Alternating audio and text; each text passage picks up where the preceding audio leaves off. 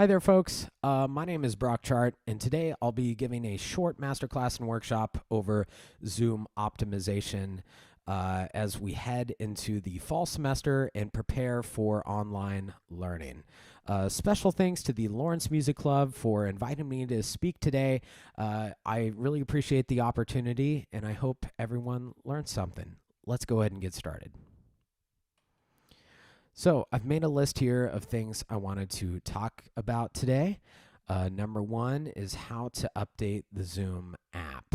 That's a really important thing, especially with this next thing, which is updating custom audio settings and how to fine tune those specifically for music teaching online. The next couple things are a little bit more technical. They're going over microphones and cameras that are on the market right now that are really great for online teaching. Then I'd like to go over some screen share tips and tricks that I've picked up just over the past couple months that I really enjoy and my students really enjoy with online learning. And the last one is how can we keep our students engaged in online lessons. All right, so the first thing up here, we are going to talk about how can we update the Zoom app. Now, let me switch over here. Now, this is a really important topic. In the latest Zoom update, they just released a specific music mode that you can access that makes the sound quality infinitely better than it has been. Before it was, pretty in and out, and it's never the same as in person, but this update does make it exponentially better. And so all I did here is I just clicked and opened the Zoom app on my Mac. You can also do the same thing on your phone or on PC or tablet or whichever device. And I'm going to come up here in the top right, and it should have my initials. Sometimes it has a little picture if you put that already, but it's kind of my account button here. And I'm going to go all the way down here to check for update.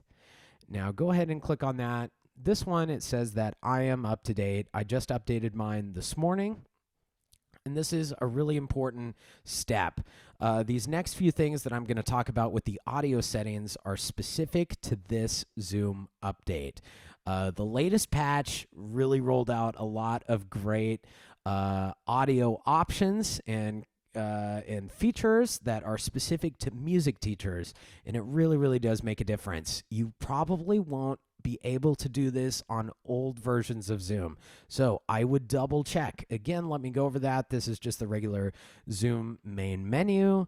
I go up here in the top right to my initials or account information. I go all the way down here for check for update, and I click on that. And I updated mine this morning, and if there is an update, it'll tell you about it, and it'll tell you how to install that. But I would really encourage you to do that. Now, the next thing that we're talking about here is how can we change audio settings? How can we customize audio settings? So I just started a Zoom meeting. Hi, everybody. And then you can see here, you're very familiar with the screen. Down here in the bottom left of the screen is my microphone icon, and then there's a little caret right next to it. If I click on that caret, it's going to show up with a bunch of different options for microphones, for speakers. Don't worry about that for right now. We're going to go to audio settings, and then it has a couple dots right after it, ... So I'm going to click on audio settings here, and then this is what shows up. Now, I would recommend this right here. It says suppress background noise. There's a little grayed out text right here that says select the default low to optimize for music. And so I'm going to go ahead and do that. You just click on it. I think just by default it says auto, and then you can just select that. We're going to come down here to low, and that is best for music. It helps pick up a lot of other instruments and things, especially acoustic instruments, singing, guitar, piano as well, lots of stuff, and that can help with that. Now, the second part, Again, this is the audio settings right here. I'm going to go down, and there's a little blue button that I can click on that says Advanced.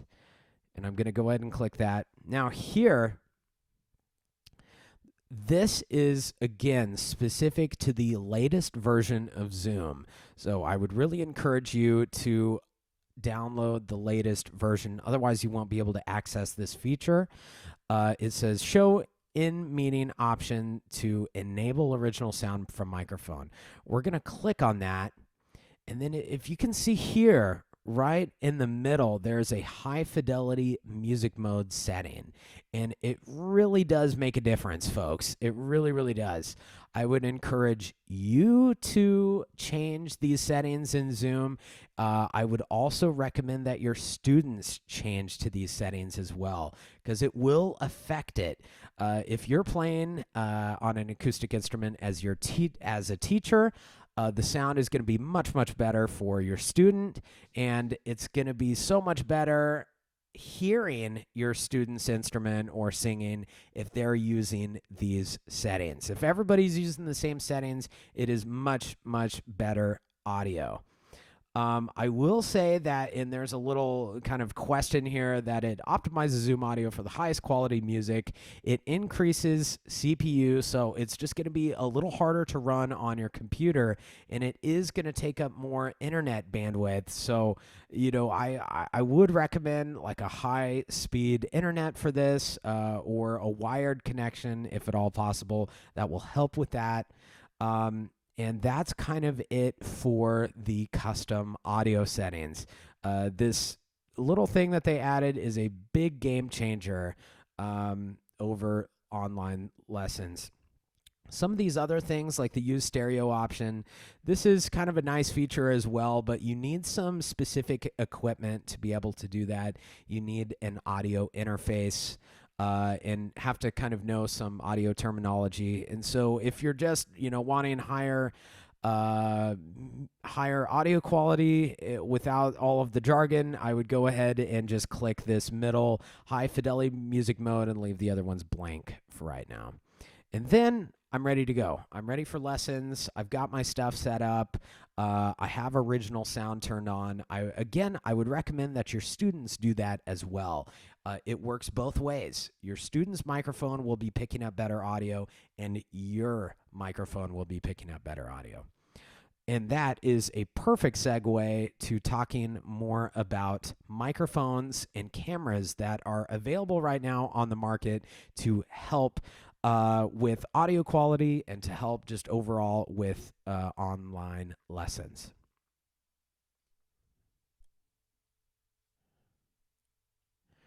All right, so what I've done here is there's so many different articles about this stuff, but I did find this one that I liked. This person is they've made a buyer's guide for microphones for Zoom calls. And here's just a bunch of different price points and things like that. Do you need a better microphone? Kind of up to you, but I will say that if you're planning on doing a lot of online teaching in the next couple months or a year or however long, it might be a good investment. It really does improve the audio quality that your students are hearing. Even if we've done the audio settings that we just did and optimized the Zoom for music lessons, the sound is just not going to be as good if you don't have a good microphone. If you're using Zoom with your phone, you're using your phone microphone to pick up all of that stuff. And, and so there are other options out there if you're more serious about online teaching and wanting to invest in an online studio. These are some good choices. I have heard a lot about the Blue Yeti USB microphones. All of these are USB microphones, so you could just plug them directly into your computer, which is nice. This Blue Yeti one is expensive, but I do think that there's quite a few different models of it. I haven't ever used it, but a lot of people on the online like Facebook piano groups just rave about the Blue Yeti microphone. Um, I've also heard that this one over here at like 43 is a good microphone as well. The one that I'm using is made by Shure, which is just a great microphone company, and I just happen to have one from my like singing gigs, and so I'm just using that. And you can probably do the same thing if you just have a regular microphone laying around. There's ways to connect that to your computer via USB. And so I would recommend just, checking out these, seeing what is best for you, what's best for your studio. If it is something that you're wanting to do, I would, plug it into your computer. And then how to set it up is, again, we set up a Zoom meeting. We're gonna come down here to this microphone, the blue caret, and then it says select a microphone. If you have it plugged in your system, it's gonna show up here, chances are. And the one that I'm using here is AudioBox USB. And it'll show also, your built-in computer microphone as well. And so if you do purchase one of these, that is how to set it up. You just need to plug it in your computer, go over to the Zoom call, look at the caret, and just click it. And you just need to click it once. It'll remember it for the next time you open Zoom. All right, and something else I wanted to talk about, kind of on the same subject, is cameras. Now, these are, again, it just kind of depends on a person to person, studio to studio basis. It's a different one than this. It's like, I think it's this one, something like that. I use that personally. I run kind of a 2-camera studios here, to where I have a face camera for my students. And because I'm a piano teacher, I also have and am able to switch screens to an overhead camera. Now, that camera that I was showing you just right here, that is my overhead camera. It's a more high quality camera than my computer one, and it's just nice for me to be able to, through Zoom, I can switch cameras, and there's really only like a second or two while I'm switching. And so I can just come over here, play, and then come back. And so that's pretty nice. Then again, that might be more specific for piano teachers. But if you do find yourself wanting a camera, there's a bunch of different options. These are more high fidelity, high quality ones, but I was looking throughout here, and like this one is like, about 25, 27 bucks, and this one is a pretty good camera as well. Again, it's just things that you don't necessarily need, but might be good to invest in if you are going to be doing online lessons for an extended period of time. And I will certainly link these and email these to our group, so then you can kind of compare and contrast those if you're interested in learning more. All right, and so the next topic that I wanted to talk about is the screen share function, and some tips and tricks that I like to use with students to keep them more engaged. So let's get right into it. All right. Well, the screen share function is a really important and valuable tool in Zoom. It allows your students and participants to see whatever's on your screen at the same time. I use this all the time for so we can look at sheet music together. And so let me try. Oh yeah, let me do that again. So the screen share function is going to be this green button right here, kind of in the middle, the bottom middle of your screen. And so you click on that. It'll give you a bunch of different options. You can share a desktop. You can share a whiteboard, which I'll get to in a minute. And then you can even share cool stuff like your phone screen, which is pretty neat. And so let me do this. We're going to go to the screen. A lot of you already probably know this, but we can use this in order to notate. And so one of my students right now is working on Beethoven's Pathétique. And so what's cool is they're able to, if you kind of see this yellow perimeter around my screen. That is what's being shared. This is what my student can see right now. Both of us can see it at the exact same time.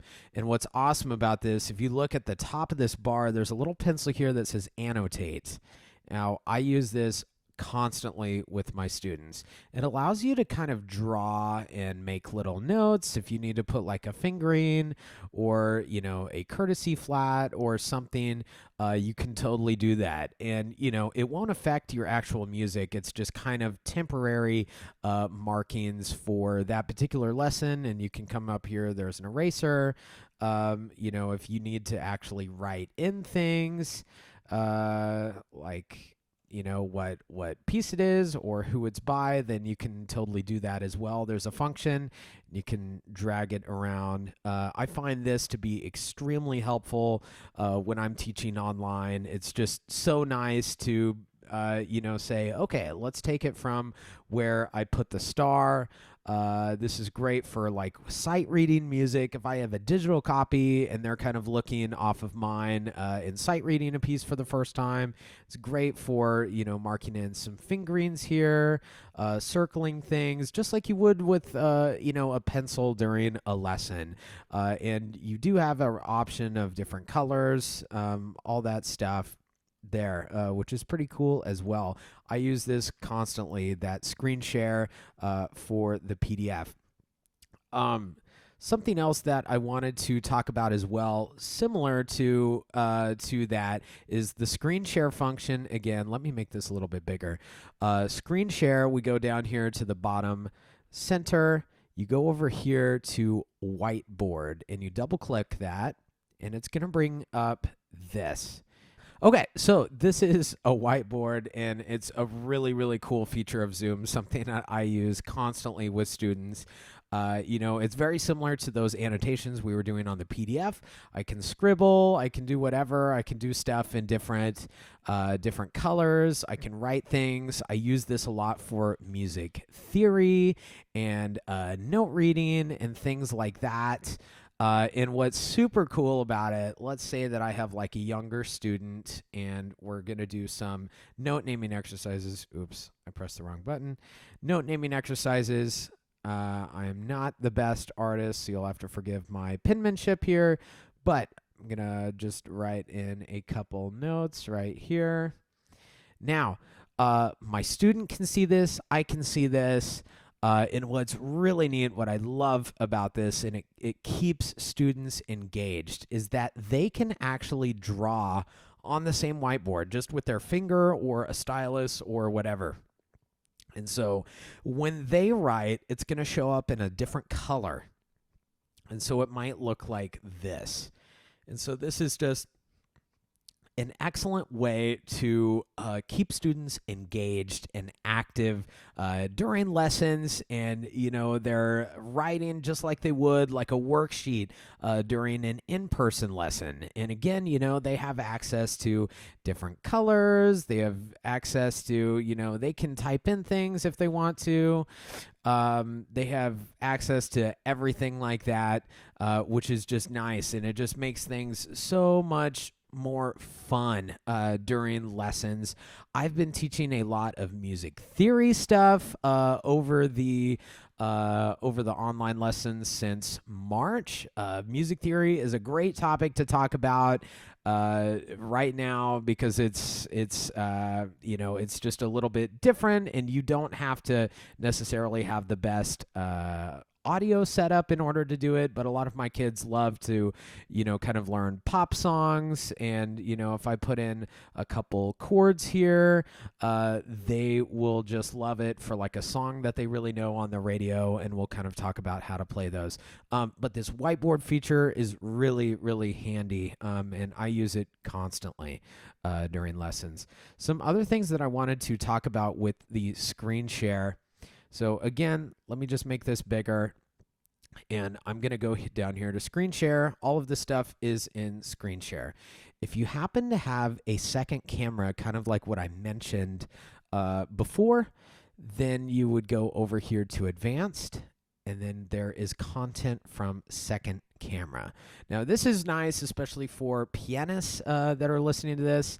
This is, of course, not necessary, but I kind of have a two camera setup for my online lessons. I have a face camera, which is just the one that came with my laptop, and then I have a secondary camera that hangs overhead. So then I can just play, and it's easy for students to see what I'm doing.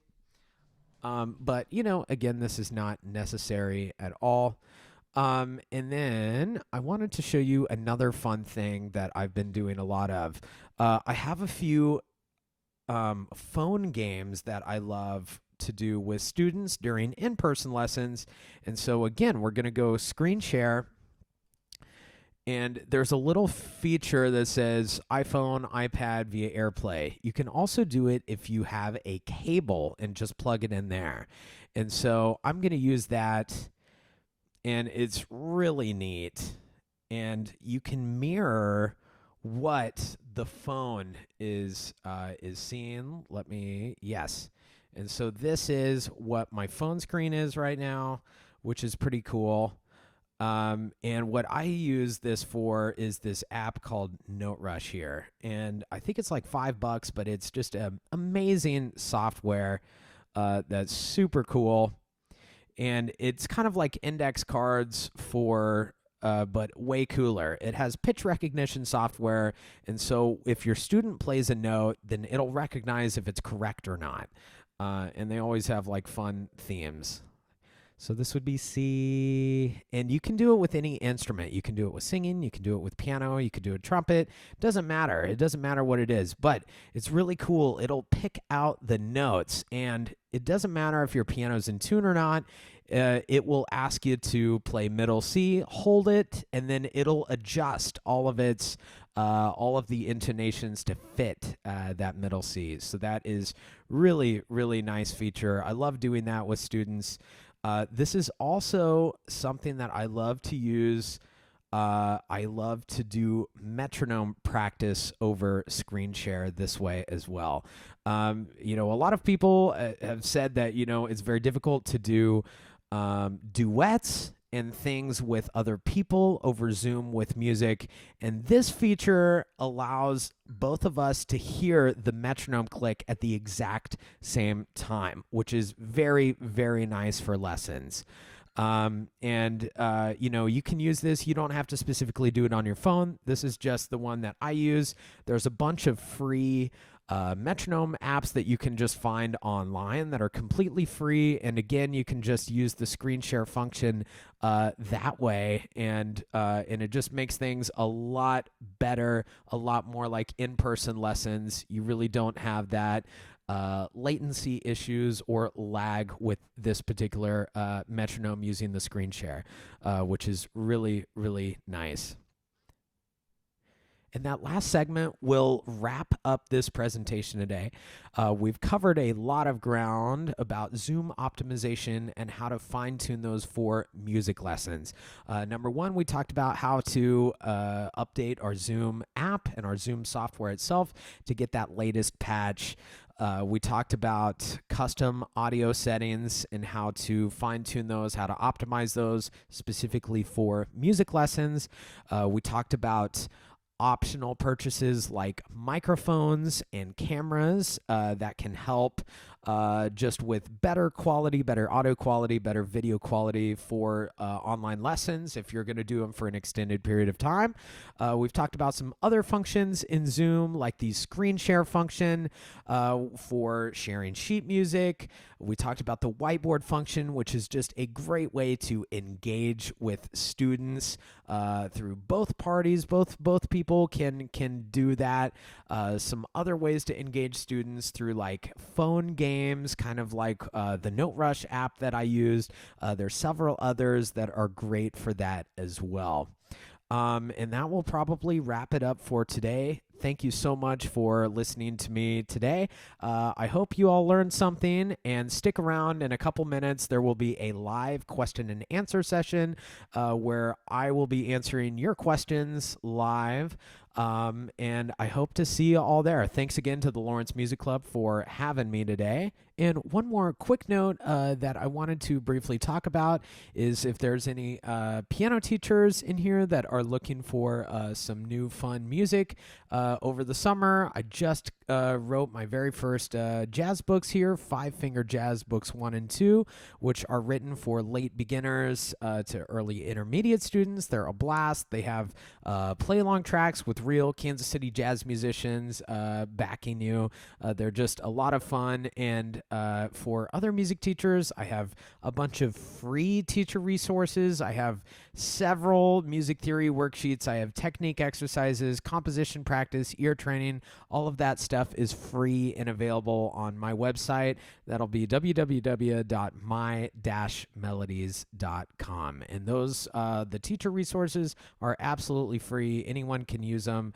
Anyone can download them to use for their studio, for their students, for themselves.